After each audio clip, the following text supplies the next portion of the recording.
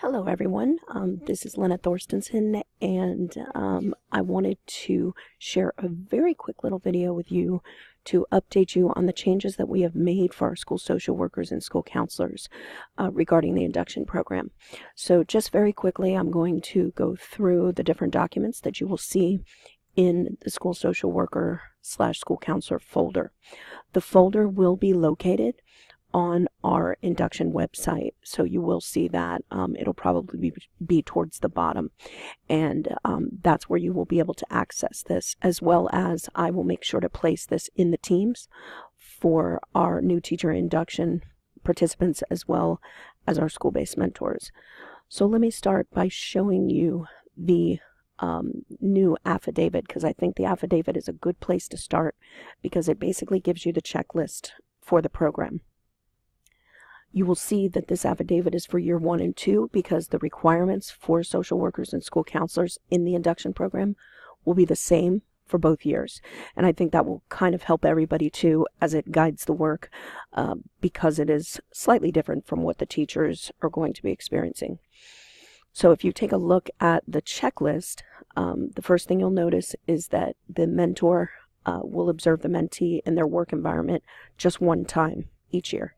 And I say in their work environment because, of course, our school social workers, when you observe them, they could be possibly doing small group, working with a student, or you might just be going down to have those conversations with them during a time that they're in their office.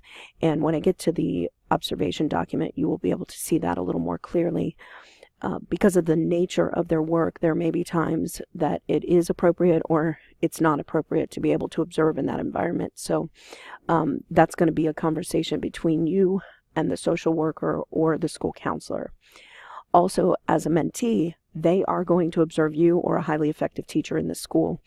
And the reason we left these two components, the observation components, is because in speaking with the school social workers and some of our district resource teachers that work in student services, there was a strong belief that it's important for the teachers and the school social workers to understand each other's work because it's difficult for a school social worker or a school counselor to guide students if they truly don't know what is going on in a teacher's classroom.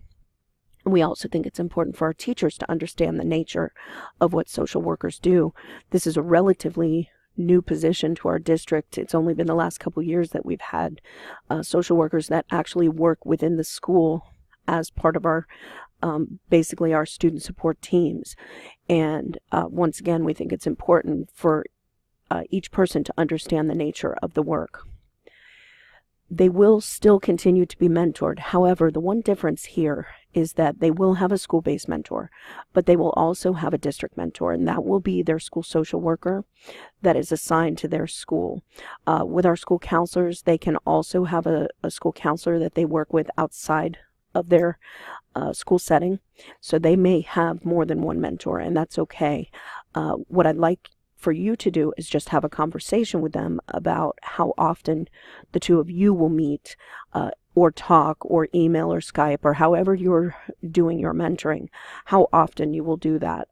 It is important for them to have that weekly mentoring year 1, but it doesn't necessarily mean as their school-based mentor that you're the only person who will be mentoring them. So that's a conversation you need to have with them ahead of time. Also, with the professional development, those that are school counselors and social workers don't necessarily have to complete Sanford Inspire, but they are welcome to do so. They also may use 6 hours of job-specific training. So what I have asked them to do is to print off a copy of their Progo at the end of the year to share that with you to show that they've had that 6 hours. And so I think that's going to work out nicely because there are modules and domains that most definitely apply to the work that they do, but I want their professional development to be appropriate to their job, and so I want them to be able to have that choice. And then, of course, they are going to be formally evaluated by administration. If they're in year 1, then they're going to have those 2 informals and 2 formals. If they're year 2 in the job, then they're going to have 1 informal and 1 formal by their administrator. And the administrator will be using the non-instructional non-classroom instructional rubric. So that's something as a mentor, school-based mentor especially, that you can review with them. It's important for them to understand which rubric they are being evaluated on. So let me close this, and I'm going to open up the PD plan. So as you can see, the PD plan is very similar to what the teachers have, except it is blank, because they're going to be able to choose the modules that they want to choose if they choose to do Sanford Inspire. Right down here at the bottom, I have said if you choose to do the job specific, then they're just going to make a copy of that transcript and provide it to you at the end of the year. And you do kind of want to check on them as the year goes through.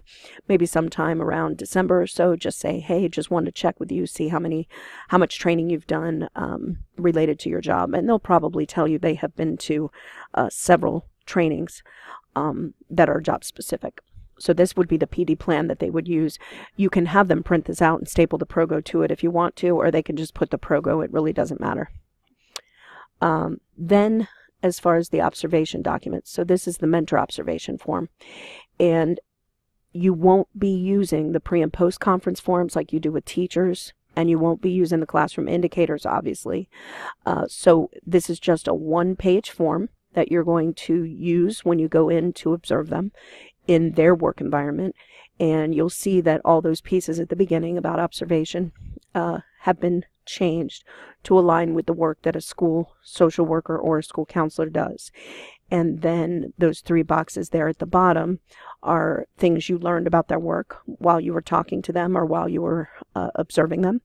And is there anything that you learned that you could actually use to assist your students with services, and then any kind of resources or ideas that you maybe even want to implement in your own classroom.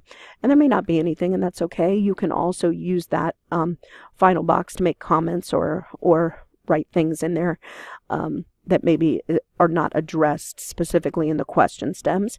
So this is, there's a lot of flexibility with using this form, but this would be the only form as a mentor that you would need to use for your school social workers and school counselors.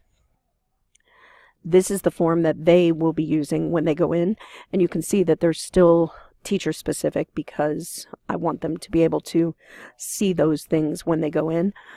Some of these things they may not understand or know what they are because they haven't had this type of instructional training that you've had, and that's okay. They can leave those blank. They don't need to check them. You can use those stems even as springboards to talk about what they observed in your room, especially if you've done your observation with them first. You might even be able to connect some of the things you're doing in your classroom back to the work that they do with students. And that is one of the questions we ask them here on the form, is how they can connect what you're doing in your classroom with the work they do, and what kind of ideas or resources or things did they see in your classroom that may be able to help them support their students and families they work with. And at the end of the year, we'll take a look at the forms, get some feedback from all of you to see how are they working, and we'll continue to revise or do what we need to do to make them user-friendly. I did a revision on the mentoring log, and this will also go in the folder. Basically, what I have done is in that right-hand column, where normally we would have a place for action items, what we're going to do is list district or school mentors. So let me show you really quickly what this is going to look like. So they're going to list the activity or action items here in this column, then the date they met, the time, but here's where they're going to list who they met with. So it could be you as the school-based mentor, or it could be someone from district, and that's okay as long as they're meeting with someone. This is the year one, and then this is the log for the year two, because year two they're only really doing it twice a month. And what I would do, I think, if you have a year two person you're working with, I would just try to maybe target and say at least once a month you and I need to touch base, and then you can certainly document what every other hours you want to do with your district people, but I would most definitely have them do that. So that's what your mentor log looks like, and once again this will be in the folder for them, and I will post it in the Microsoft Teams specifically as well. And then this is a revision of the induction requirements, and I have added school social workers and school counselors to the top. So this outlines by job, or by role, excuse me, what responsibilities they have, and I have changed the names of the forms and things to align with what we have created here. So use this document as well as that affidavit to kind of guide your work, and certainly if you have any additional questions, please let me know. This has just been reevaluated and changed, so there may be some things that we didn't see or unintended consequences of things that we've changed, so please just make me aware, and I will do my best to try to help you make sure that they are getting what they need and you're getting what you need as well as the mentor. And that's all I have for the training. So thank you for listening to the video. And once again, if you have any questions, please shoot me an email. Thank you so much.